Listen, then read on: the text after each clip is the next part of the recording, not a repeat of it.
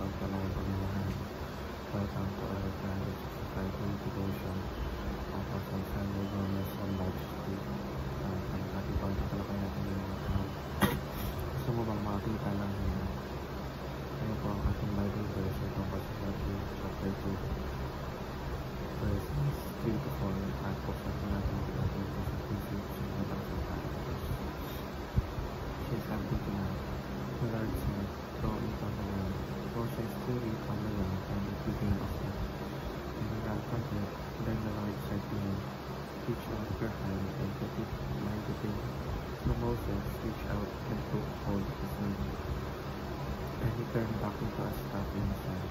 This, said the Lord, is so that they may believe that the Lord, the God of their fathers, the God of Abraham, the God of Isaac, and the God of Jacob, as appeared to them.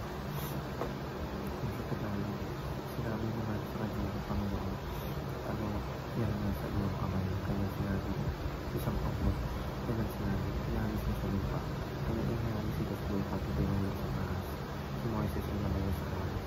Sinabi ng Panginoon kay Moises, iunat mo ang iyong kamay hawakan sa pangkot, kaya inulat ang kanyang kamay, hinawakan at alisan pangkot sa kanyang kamay. Nangyari ito upang sila maniwala ng Panginoon, ang Diyos na kaya ng Panginoon, ang Diyos ni Abraham at Diyos ni Isaac, at ang Diyos ni Jacob ay napakita sa iyo.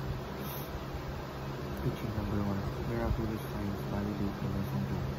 Kapag pinapadala ang Diyos ng mensahero, binibigay na ito na kapangyarihan gumawa ng mga bagay na hindi kaya ipaliwanag ng tao.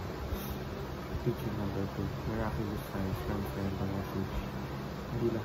Hindi lang pinapakita ng mga himala kung silwang sugo, kundi pinapatunayan din ito na totoo at mapagkakatiwalaan ng mensahe ng kalamitan. Kung walang tanda, baka isipin ng mga tao na katagpusin lang ang kanilang sinasabi. Teaching number 3, miraculous signs which turn fireworks in Christ's resurrection. Ang ating himala sa lumang tipan at bagong tipan ay tuturo tungo sa pinakamahalagang kaganapan na ang pagkabuhay ng pag-ibig ng Jesus mula sa mga patay. Activity number 1, believe in God even without seeing miracles. Madalas gusto natin makita na physical na ebidensya bago tayo maniwala. Pero ang tinuturo sa atin na tunay na pinagpala ang nananalig sa hindi nakikita. Ang pananampalataya ay hindi nakabasa sa mga mata, hindi sa pagtitiwala sa Diyos at sa kanyang salita. Activity number 2, be blessed by believing that the Bible is enough. Salita ng Diyos ay buo ang sapat ng gabay sa ating iman.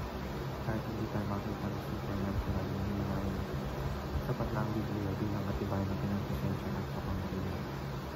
Application number 2, be God's leading miraculous sign for others. Sa ating pamumuhay, ugali at pananampalataya ay maaaring hindi tanda para sa ibang tao ang buhay ng Diyos. Kapag nakita ng ibang bumago sa atin, ang pag-ibig at pagpapatawad ay pinapakita natin, hindi miraculous sign kaya na